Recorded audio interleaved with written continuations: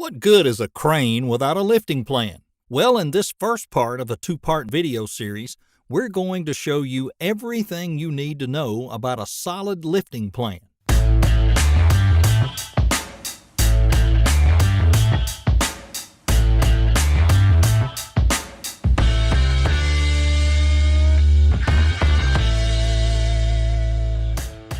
What factors impact any lift?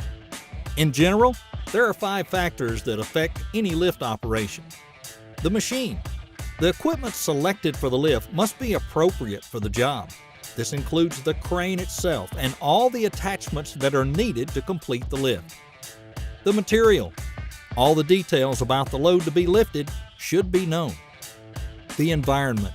The area in which the lift will take place. The workers. The workers performing the lift must be competent and understand their responsibilities before, during, and after the lift. The method.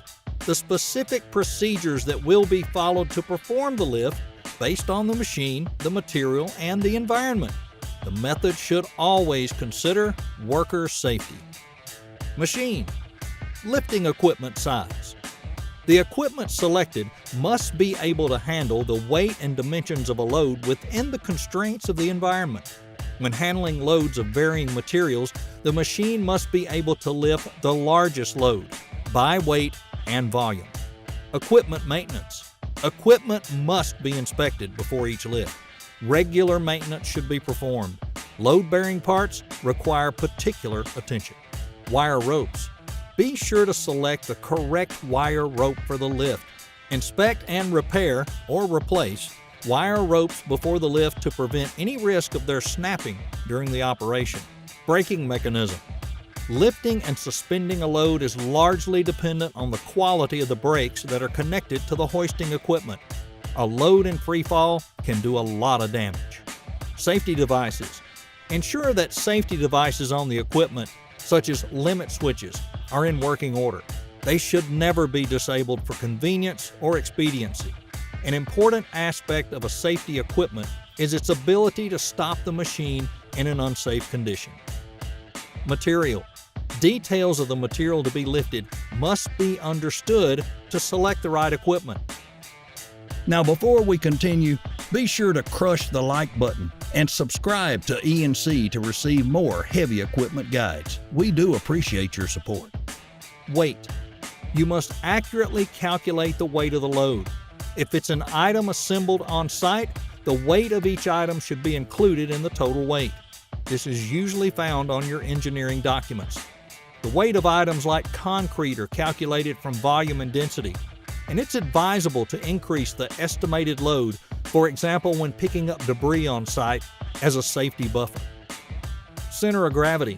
The center of gravity, or CG, must be maintained directly beneath the hook. This will reduce the risk of nearby personnel getting struck by a swinging load. And if you're not sure of the CG, consult an engineer prior to the lift. Rigging method. The rigging method used must keep the load stable throughout the lift. Loose items should be secured with a safety net or a metal cage. Environment. Restrictions such as low overhead or a tight radius can impact the equipment selection. And other environmental issues like power lines and ground stability require safety planning in advance of the lift. Weather conditions can also impact the lift. Obstacles. In addition to power lines, other potential obstacles include buildings, bridges, underground utilities, and more. The lifting plan should address specifically how to avoid damaging these obstacles during the lift. Lighting. Sufficient light, especially during night lifts, is critical. All workers involved in the lift must be able to clearly see the load during the entire lift operation. Operation zone. The area where the lift will take place must be clearly marked. This keeps others on the site from unintentionally entering the area during the lift. In general, anyone not involved in the lift operation should not be in the operation zone. Weather.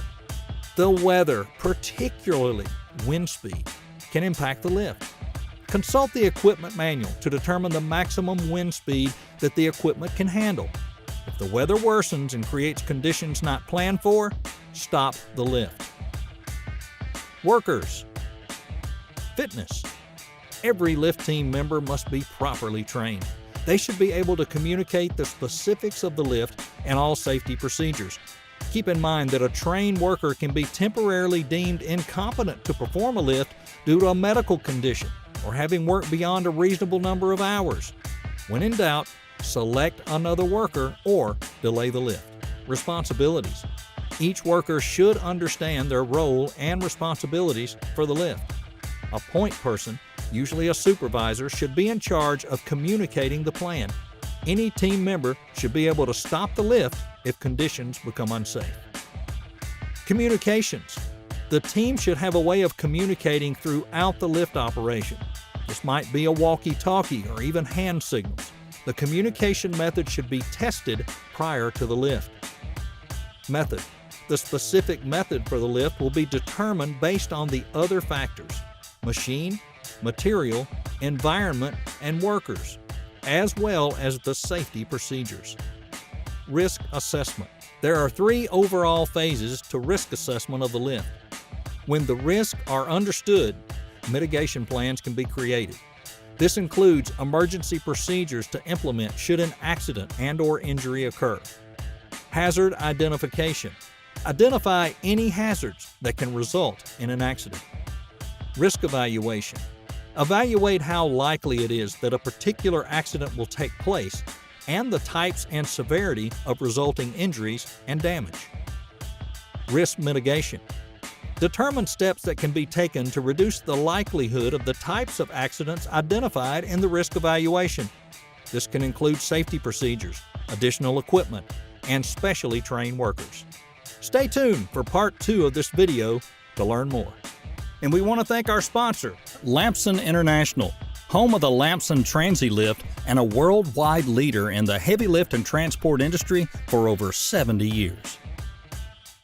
Stay tuned for more heavy equipment guides. Also, you can view our complete list of guides at eandcmag.com. That's eandcmag.com.